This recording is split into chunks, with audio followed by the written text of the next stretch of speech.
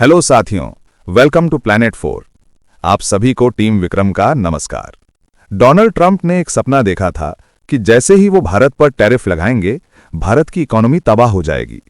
पर अब हालात कुछ और ही नजर आते हैं, क्योंकि वही टैरिफ जो एक हथियार बनकर आया था, वो भारत के लिए वरदान बन गया है। चलिए अब समझते हैं। अमेरिका में जहां भारत के एक्सपोर्ट में कमी आई, वहीं दुनिया के 20 से ज्यादा देशों में हमारे एक्सपोर्ट आसमान छू रहे हैं। और यह नजारा देखकर ट्रंप को एहसास हो रहा है कि उनकी चाल उल्टी पड़ गई है। अब सुनते हैं। एक तरफ अमेरिका की अलग करने की कोशिशें जारी रहीं, तो दूसरी तरफ भारत के रिश्ते चीन, ब्राजील, रूस, जर्मनी समेत कई देश मजबूत होते चले गए। और Europe, Africa, Latin America, middle east में हमारे एक्सपोर्ट नेटवर्क ने सबको चौंका दिया है। यह सब नजारा देखकर डोनाल्ड ट्रंप हतप्रभ हैं। वो अब खुद को हेल्पलेस महसूस कर रहे हैं। उन्हें समझ नहीं आ रहा कि भारत को कैसे रोका जाए। और सबसे बड़ी बात यह है कि भारत से टकराने के बाद अमेरिका की स्थिति जिस तरह बिगड़ी है, उसकी कल्पना शायद उन्होंने कभी नहीं की होगी। भयावहप्रद प्रदर्शन ट्रंप के खिलाफ हो रहे हैं, और अभी हाल ही में जो शटडाउन हुआ है, उन पर सबकी नजर है। खबर आ रही है कि अमेरिकी पासपोर्ट की ताकत अचानक तेजी से गिर गई है। ये ट्रंप के लिए करारा झटका बन गया है। और आगे जानेंगे कि इस लिस्ट में टॉप पर कौन है और भारत की स्थिति क्या है। वही ट्रंप जो बार बार भारत पर बयान दे रहे थे, अब स्वयं उलझन में हैं। वे भूलते जा रहे हैं और बार बार गलत बयान दे रहे हैं। अभी हाल में उन्होंने मीडिया में कहा कि पीएम मोदी से उनकी फोन पर बातचीत हुई और रूस से तेल खरीदना बंद न करने पर 50% टैरिफ लंबे समय तक जारी रहेगा। पर भारत ने ट्रंप के बयान को पूरी तरह झूठा कहा और साफ कर दिया कि मोदी और ट्रंप के बीच कोई फोन पर बातचीत नहीं हुई। अब तो हालात ऐसे बन गए हैं कि अमेरिका के ही पूर्व अधिकारी जो कभी भारत में राजदूत रह चुके थे और जिन्होंने भारत अमेरिका रिश्ते को मजबूत करने की पूरी कोशिश की थी, अब वहीं खुलकर ट्रंप के खिलाफ बोल रहे हैं। उन्होंने साफ कहा है कि रूस से तेल खरीदने में भारत ने कोई नियम नहीं तोड़ा, बल्कि ट्रंप ने खुद अपने देश के लिए मुश्किलें खड़ी कर दी। इन पूर्व राजदूत ने अपने ही राष्ट्रपति को आईना दिखाते हुए कई चौंकाने वाले खुलासे किए। उन्होंने तो ये तक कह दिया कि भारत को दोष देना वैसा ही है जैसे उन देशों को सजा देना जो कठिन दौर में वैश्विक ऊर्जा बाजार को संतुलित कर रहे थे। अब समझते हैं। गाजा में जब ट्रंप ने सभी बंधकों की रिहाई कराई और शांति स्थापित करने की कोशिश की, तो उनकी थोड़ी तारीफ भी हुई। जो बाइडेन, बिल क्लिंटन जैसे विपक्षी नेताओं ने ट्रंप की तारीफ की। लेकिन इसी बीच जर्मनी से एक बड़ी खबर आई, क्योंकि ट्रंप ने जर्मनी के लगभग 8 बंधकों को छुड़वाने में अहम भूमिका निभाई। और अब वहीं जर्मनी, जहां ट्रंप के दादा का जन्म हुआ था, उन्हें एक बड़ा तोहफा देने की तैयारी कर रहा है।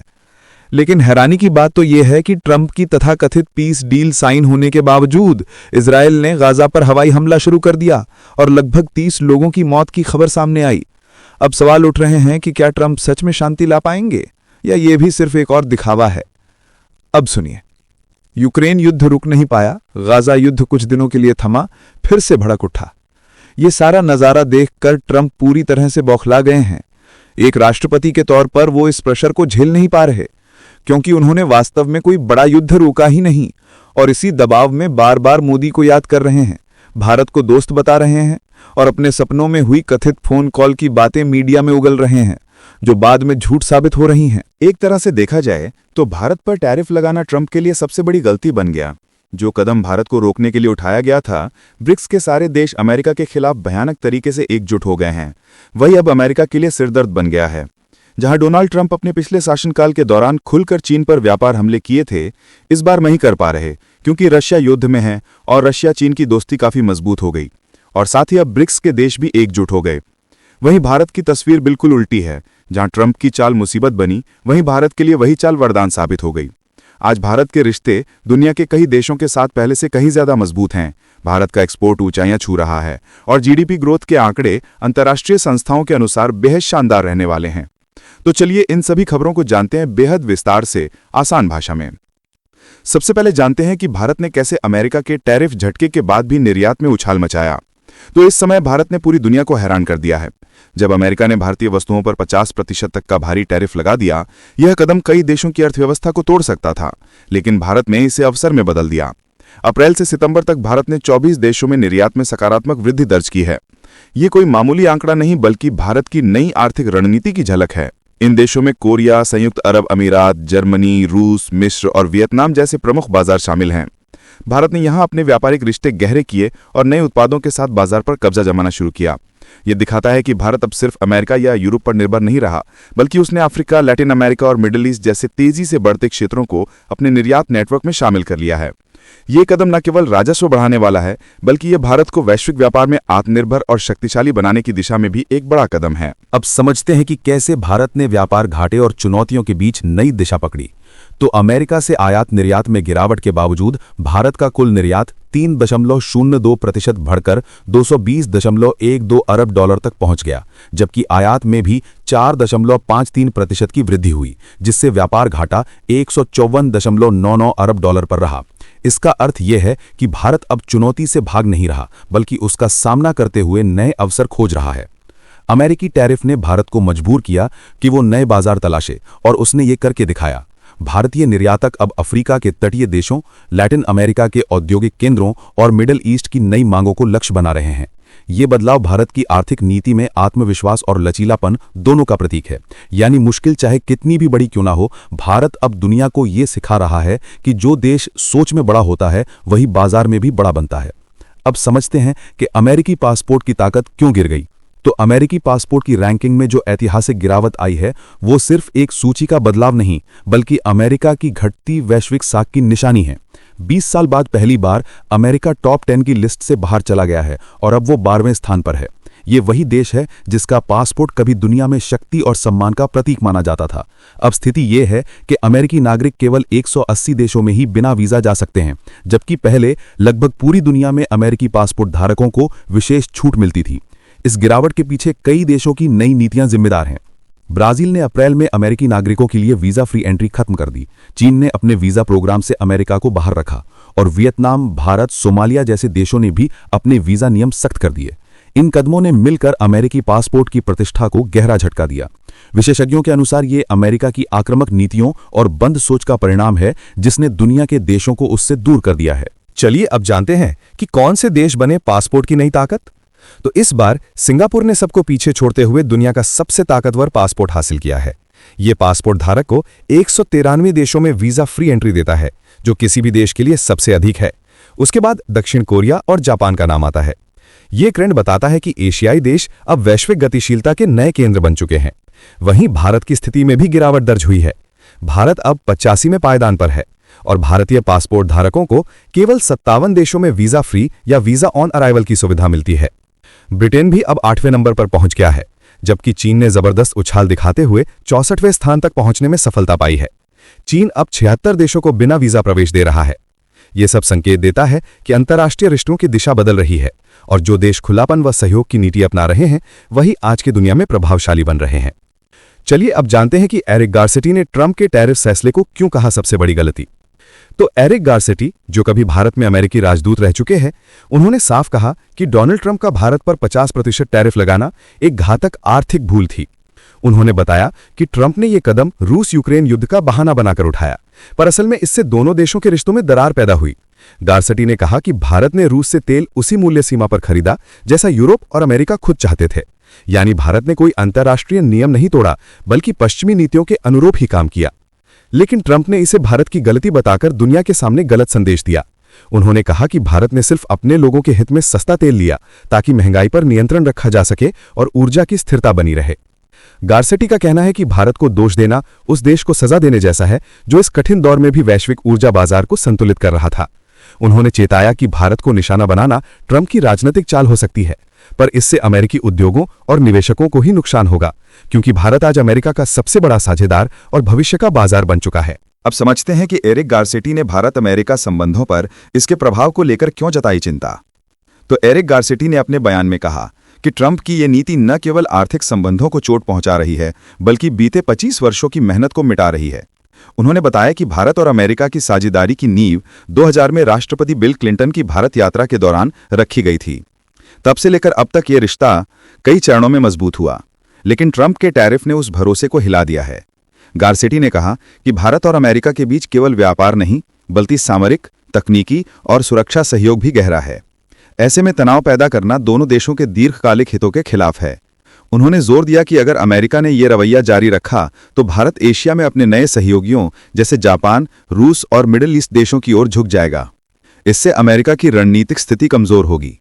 इसलिए गारसेटी ने आग्रह किया कि वॉशिंगटन को जल्द अपनी नीतियों पर पुनर्विचार करना चाहिए, क्योंकि भारत को खो देना अमेरिका के लिए एक ऐतिहासिक भूल साबित हो सकती है। साथियों, आगे बढ़ने से पहले आप सभी को बता दूं कि अगर आप देश, दुनिया, डिफेंस और इकोनॉमी की 100 से ज्यादा खबरें एक साथ एक ही जगह पर एक ही समय में फटाफट रोज देखना चाहते हैं तो कृपया हमारे साथ जी चिल्स चैनल पर जुड़िए, जहां हम रोज शाम 9 बजे आपके लिए दुनिया की तमाम सारी खबरें एक साथ लेकर आते हैं। जी चिल्स चैनल का लिंक आपको नीचे डिस्क्रिप्शन या कमेंट बॉक्स में मिल जाएगा। चलिए अब जानते हैं शटडाउन क्या है, क्यों हुआ और आम जनता पर इसका सीधा असर क्या है। तो पहले जान लीजिए कि फिस्कल साल का मतलब सरकार का खर्चीला साल है, जो अक्टूबर से शुरू होता है, और अगर नया बजट समय पर पास नहीं होता तो सरकारी खर्च बंद हो जाता है। यही शटडाउन है। सीनेट में जब जरूरी वोट पूरे नहीं हुए तो बजट नहीं बना। नतीजा ये हुआ कि बहुत सारे सरकारी कर्मचारी बिना पगार घर लौटने को मजबूर हुए, क्योंकि सैलरी नहीं आ रही। एयर ट्रैफिक कंट्रोलर, सीमा सुरक्षा और अन्य फ्रंटलाइन कर्मी फिर भी काम कर रहे हैं, पर बिना तनख्वाह। इससे उनकी रोजमर्रा की जिंदगी और घर की आर्थिक स्थिति प्रभावित होती है। शटडाउन का असर अर्थव्यवस्था पर भी होता है। खर्च घटने से बिजनेस कम चलता है और हर हफ्ते जीडीपी पर नकारात्मक प्रभाव पड़ता है। स्मिथसोनियन जैसे सार्वजनिक संस्थान बंद पड़ते हैं, जिससे पर्यटन और लोक जीवन भी प्रभावित होता है। खाद्य सहायता जैसी योजनाओं में रुकावट कमजोर वर्गों को सीधे नुकसान पहुंचाती है। सार ये है कि बजटीय लड़ाई केवल राजनीतिक शो नहीं, बल्कि आम लोगों की कमर तोड़ने वाला परिणाम लाती है। अब आइए जान लेते हैं राजनीति, रणनीति और सुरक्षा पर शटडाउन के निहितार्थ। तो शटडाउन को राजनीतिक हथियार की तरह इस्तेमाल किया जा रहा है। राष्ट्रपति प्रशासन office of management and budget के जरिए तय कर रहा है कि कौन सी सेवाएं जरूरी हैं और कौन सी नहीं। इससे न केवल संसाधनों का चुनाव होता है, बल्कि राजनीतिक नजरिए से सार्वजनिक प्रोग्राम कमजोर भी पड़ते हैं। ओबामा हेल्थ केयर की सब्सिडी पर विवाद ने मसले को जटिल बनाया है, क्योंकि एक पक्ष चाह रहा है समर्थन बढ़े, जबकि दूसरा इसके खर्च से चिंतित है। नेशनल न्यूक्लियर सिक्योरिटी एजेंसी में कर्मचारियों की छुट्टी ये संकेत देती है कि संवेदनशील क्षेत्रों पर भी असर पड़ रहा है, और ये सुरक्षा चिंता पैदा करता है। छोटा शटडाउन राजनीति को आगे बढ़ाने में मदद कर सकता है, पर लंबा शटडाउन अर्थव्यवस्था और अंतर्राष्ट्रीय भरोसे को नुकसान पहुंचाता है। इसलिए यहाँ फायदा और जोखिम दोनों साथ में चलते हैं। चलिए अब समझते हैं कि ट्रंप को जर्मनी की मानद नागरिकता देने की चर्चा आखिर क्यों हुई। तो जर्मनी की दक्षिणपंथी पार्टी ऑल्टरनेटिव फॉर जर्मनी यानी AfD ने अमेरिकी राष्ट्रपति डोनाल्ड ट्रंप को जिले बैड ड्यूरखाइम की मानद नागरिकता देने का प्रस्ताव रखा है। यह प्रस्ताव इसलिए चर्चा में आया क्योंकि ट्रंप ने इजराइल और गाजा के बीच चल रहे संघर्ष को खत्म कराने की कोशिश में अहम भूमिका निभाई थी और 8 जर्मन बंधकों को छुड़ाने में मदद की थी। AfD के स्थानीय नेता थॉमस स्टीफन ने कहा कि ट्रंप के इस प्रयास को देखते हुए उन्हें सम्मानित किया जाना चाहिए। दिलचस्प बात यह है कि ट्रंप का इस जिले से पुराना पारिवारिक नाता रहा है। उनके दादा फ्रेडरिक ट्रंप यहीं के रहने वाले थे, जो पेशे से नाई थे और लगभग 140 साल पहले अमेरिका चले गए थे। अब जब ट्रंप अमेरिका के राष्ट्रपति हैं और विश्व राजनीति के केंद्र में हैं, तो जर्मनी की वही धरती जिस पर उनके दादा ने कभी संघर्ष किया था, अब उनके वंशज को सम्मान देने की तैयारी में है। हालांकि इस प्रस्ताव पर जर्मनी में मतभेद हैं। कुछ लोग इसे गर्व का विषय मानते हैं, तो कुछ इसे राजनीतिक दिखावा कह रहे हैं, जिससे विवाद की स्थिति बन गई है। अब जान लेते हैं कि ट्रंप के दादा की संघर्ष भरी जिंदगी ने कैसे उनके परिवार को सफलता की ऊंचाई तक पहुंचाया। तो ट्रंप के दादा फ्रेडरिक का बचपन बहुत कठिन था। 8 साल की उम्र में पिता का निधन हो गया, जिससे परिवार आर्थिक तंगी में आ गया। उन्होंने जीविका चलाने के लिए नाई का काम सीखा, लेकिन जर्मनी के सख्त सैन्य कानून से बचने के लिए 16 साल की उम्र में देश छोड़ दिया। वे समुद्र के रास्ते अमेरिका पहुंचे और न्यूयॉर्क में नाई की दुकान खोली। धीरे धीरे उन्होंने पैसे जमा किए और अलास्का की सोने की खदानों में निवेश किया। ये निवेश उनकी जिंदगी का टर्निंग पॉइंट बना और उन्होंने अमीरी की राह पकड़ ली। बाद में वे शादी के लिए जर्मनी लौटे, लेकिन उन पर स्टाम्प घोटाले का आरोप लगा और उन्हें फिर देश से निकाल दिया गया। उनके बेटे फ्रेड ट्रंप ने रियल एस्टेट कारोबार की नींव रखी, जो आगे चलकर ट्रंप साम्राज्य में बदल गया। आज जब जर्मनी उनके वंशज को मानद नागरिकता देने की सोच रहा है, तो ये एक तरह से इतिहास का पूरा चक्कर है। जहां कभी उन्हें निकाल दिया गया था, वहीं अब उन्हें सम्मान देने की तैयारी में है। चलिए अब समझते हैं कि मोदी और ट्रंप की दिवाली बातचीत का असली मतलब क्या था। तो दिवाली के शुभ मौके पर प्रधानमंत्री नरेंद्र मोदी और अमेरिकी राष्ट्रपति डोनाल्ड ट्रंप के बीच जो फोन कॉल हुआ, वो सिर्फ शुभकामनाओं का आदान प्रदान नहीं था, बल्कि ये एक रणनीतिक संदेश था।